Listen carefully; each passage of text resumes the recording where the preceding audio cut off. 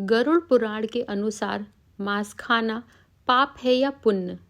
गरुड़ पुराण के अनुसार यह बात उन दिनों की है जब भगवान श्री कृष्ण अपने बालपन में थे। एक बार जब श्री कृष्ण एक पेड़ के नीचे बैठे बांसुरी बजा रहे थे, उसी तरह एक हिरण दौड़ता चला आ रहा उनके पीछे जाकर छुप गया। वो हिरण बहुत ही घबराया हुआ था। भगवान श्री कृष्ण ने उसके सिर पर हाथ फेरते हुए कहा, क्या हुआ? तुम क्यों छुप रहे हो? उसका पीछा करते हुए एक शिकारी भी वहां आ पहुंचा और बोला, यह मेरा शिकार है, इसे मुझे दे दो, इस पर मेरा अधिकार है। तब भगवान श्री कृष्ण बोले, हर जीवित जीव पर उसका खुद का अधिकार होता है, ना कि किसी और का। तब वह शिकारी क्रोध में बोला, यह मेरा शिकार है, इसे मैं पकाकर खाऊंगा। तब भगवान श्री कृष्ण बोले, किसी भी जीव को मारकर खाना पाप की श्रेणी में आता है। क्या तुम पाप के भागी बनना चाहते हो? मांसाहार पुण्य है या पाप? क्या तुम धर्म को नहीं जानते? तब वह शिकारी बोला, मैं तुम्हारे जितना शिक्षित तो नहीं हूँ कि यह जानूं कि मांसाहार पुण्य है या पाप, पर मैं यह जानता हूँ कि जीव को मारकर खाना इसमें कोई हर्ज नहीं। मांसाहार से तो वह जीव बंधन से मुक्त हो रहा है, फिर क्यों मांसाहार से मना किया जाता है? मांसाहारी होने को क्यों नहीं कहा जाता? वैसे भी मैं इसको मार कर नीच योनि से मुक्ति दिलाकर पुण्य ही कमा रहा हूँ। इस पर पाबंदी क्यों? इसे तो प्रोत्साहित करना चाहिए। जहाँ तक मैंने सुना है, जीव हत्या तो शास्त्रों में भी बताया गया है। राजा लोग शिकार किया करते थे। ऐसे तमाम तर्क देते हुए श्री कृष्ण से पूछा कि फिर क्यों ये मांसाहार गलत है और पाप की श्रेणी में आता है? आप ही बतलाइए, मांसाहार पुण्य है या पाप? भगवान श्री कृष्ण समझ गए कि इसकी बुद्धि मांस खाने के कारण तामसिक हो गई है और उसने सोचने और समझने की बुद्धि भी खो दी है। फिर भगवान श्री कृष्ण बोले, इस अंतहीन विषय पर पहले मैं कोई राय नहीं दूंगा। मेरी इस छोटी सी कथा सुनने के बाद तुम्हें उत्तर देना कि मांसाहार पुण्य है या पाप, और तुम्हें मांस खाना है या नहीं। वह शिकारी सोचने लगा कि इसमें मेरा तो कोई घाटा नहीं है, इस कथा को मैं सुन ही लेता हूँ, मेरा मनोरंजन भी हो जाएगा और बाद में मुझे इसका मांस भी मिल जाएगा। तो भगवान श्री कृष्ण ने अपनी कथा आरंभ की। एक बार मगध में खाद्य संकट खड़ा हो गया तो अन्न का उत्पादन कम रहा। राजा को चिंता हुई कि यदि इस समस्या का शीघ्र निदान नहीं किया गया तो संरक्षित अनाज कोष भी खत्म हो जाएगा और संकट भीषण हो जाएगा। तो सम्राट ने अपनी राज्य सभा में पूछा, देश की खाद्य समस्या को सुलझाने के लिए सबसे सस्ती वस्तु क्या है? मंत्रीगण सोच में पड़ गए। चावल, गेहूं, आलू इत्यादि पदार्थों को उगाने के लिए बहुत श्रम करना पड़ता है। वह तभी प्राप्त होते हैं जब प्रकृति का प्रकोप ना हो। ऐसे में तो कुछ सस्ता हो ही नहीं सकता। तभी शिकार का शौक रखने वाले एक मंत्री ने सोचा कि यही उत्तम अवसर है, क्यों ना अंधाधुंध शिकार के लिए राजा की अनुमति ले ली जाए। उसने सभा में कहा कि सबसे सस्ता खाद्य पदार्थ है मांस। इसके लिए धन का खर्च भी नहीं है और पौष्टिक खाना भी मिलता है। सभी सामंतों ने इस बात का समर्थन कर दिया, लेकिन मगध के प्रधानमंत्री अभी भी चुप थे। सम्राट ने पूछा, प्रधानमंत्री आप क्यों चुप हो? आपने कोई अनुमोदन नहीं दिया, आपका क्या मत है? प्रधानमंत्री ने कहा, मैं यह नहीं मानता कि यह कथन सही है कि मांस सबसे सस्ता पदार्थ है। फिर भी इस विषय पर मैं अपने विचार आपके सामने कल रखूंगा। प्रधानमंत्री उसी रात मांसाहार का प्रस्ताव रखने वाले सामंत के घर पहुंचे। सामंत ने इतनी देर रात प्रधानमंत्री को अपने घर आया देखा तो वह घबरा गया। किसी अनिष्ट की आशंका से वह कांप गया। प्रधानमंत्री ने कहा, संध्या को महाराज बीमार हो गए, उनकी हालत बहुत ही खराब है। राजवैद्य ने कहा है कि किसी शक्तिशाली देह का 2 तोला मांस मिल जाए तो राजा के प्राण बचाए जा सकते हैं।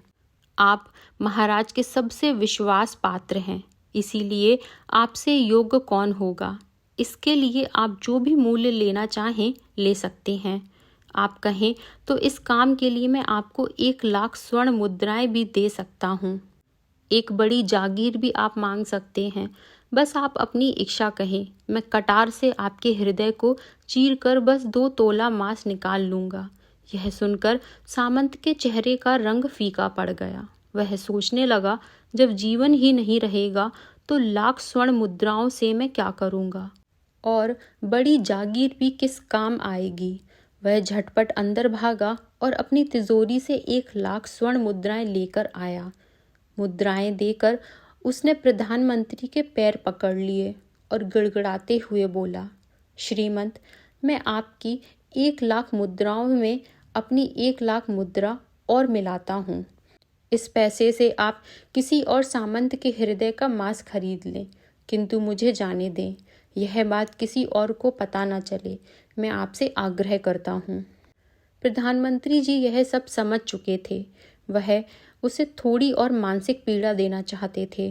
प्रधानमंत्री ने आगे कहा, सामंत, आप शरीर से बलिष्ठ हैं। आपकी कदकाठी महाराज से मिलती जुलती है, इसीलिए राज वैद्य ने खास तौर पर आप ही का नाम लिया है। आपके दान से हमारे अच्छे राजा की जिंदगी बच सकती है।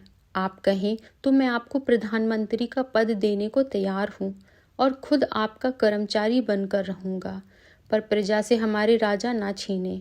सामंत तो फंसता हुआ दिख रहा था। उसने शरीर पर अंग वस्त्र रखकर अपने जूते भी पहन लिए। जैसे ही वह वहां से भागने वाला था, वह तुरंत प्रधानमंत्री के पैरों में लेट गया। उसने याचना की कि प्रधानमंत्री, मैं इसके योग्य नहीं हूँ। जब प्राण ही नहीं रहेंगे तो प्रधानमंत्री पद का या राजा का सिंहासन भी मिल जाए तो मैं उसका क्या करूँगा। आप चाहें तो मेरा सब कुछ ले लें, पर मेरे प्राण न लें। मैं अपना ये भवन और सारा धन आपको सौंपता हूँ। रातों रात राज्य से निकल जाऊंगा। इतना कहकर वह अपने घोड़े की ओर भागा, और जैसे ही अपना घोड़ा गठने लगा, आवाज आई कि तुम अपने परिवार को भी पीछे छोड़े जा रहे हो। सामंत बोला, मेरे प्राण से प्रिय कुछ भी नहीं है। जब जीवन ही ना रहेगा तो कुटुंब का क्या करूँगा। जीवन रहा तो ऐसे ही सुखी रह लूँगा। इतना कहकर घोड़े पर छलांग लगाकर बैठ भी गया। वह अभी चलने को ही था कि प्रधानमंत्री ने घोड़े की साख पकड़ ली। वह सामंत से बोला, भागने की ज़रूरत नहीं है, आप आराम से घर पर ही रहो, मैं किसी और का प्रयास करता हूँ। यह कहकर प्रधानमंत्री वहाँ से चले गए। प्रधानमंत्री के वहाँ से जाने पर सामंत के अंदर कुछ जान तो आई, परंतु बेचैनी बनी रही। उसकी नींद खराब हो चुकी थी। मुद्राएं लेकर प्रधानमंत्री बारी बारी से सभी सामंतों के घर पहुँचे और सभी से राजा के लिए हृदय का 2 तोला मांस मांगा, परंतु कोई भी राजी ना हुआ। सबने अपने बचाव के लिए प्रधानमंत्री को 1,00,000 और 5,00,000 मुद्राएं तक दे दी। इस प्रकार प्रधानमंत्री ने एक ही रात में करोड़ों स्वर्ण मुद्राएं जमा कर ली। फिर सुबह होने से पहले ही अपने महल में पहुंच गया। अगले ही दिन राज्यसभा में सभी सामंत समय से पहले ही पहुंच गए। सभी यह जानना चाहते थे कि राजा स्वस्थ है कि नहीं, लेकिन कोई भी किसी से भेद नहीं खोलता। सबको राजवैद्य की तलाश थी, उनसे ही उन्हें कुछ सूचना मिल सकती थी। प्रधानमंत्री ने सैनिकों को आज्ञा दे रखी थी कि जब तक महाराज राज्यसभा में ना आए, किसी भी सामंत को भी महल से बाहर जाने की आज्ञा नहीं है। राजा सभा में अपनी चिरपरिचित गति में आए और अपने सिंहासन पर आकर बैठे। सभी सामंतों ने देखा, कहीं से भी राजा उन्हें अस्वस्थ नहीं लगे। उन्हें तो कुछ हुआ ही नहीं था। प्रधानमंत्री ने उनसे झूठ बोला। हर सामंत के मन में यही विचार चल रहा था, पर कोई भी किसी और को कुछ भी बोल नहीं रहा था। तभी प्रधानमंत्री ने राजा के समक्ष 1 करोड़ स्वर्ण मुद्राएं रख दी। राजा ने पूछा, ये स्वर्ण मुद्राएं किसके लिए हैं और कहाँ से आईं? प्रधानमंत्री ने कहा, 2 तोले मांस के लिए इतनी धनराशि जुटाई है पर मांस ना मिला। अपनी जान बचाने के लिए सामंतों ने यह मुद्राएं दी हैं।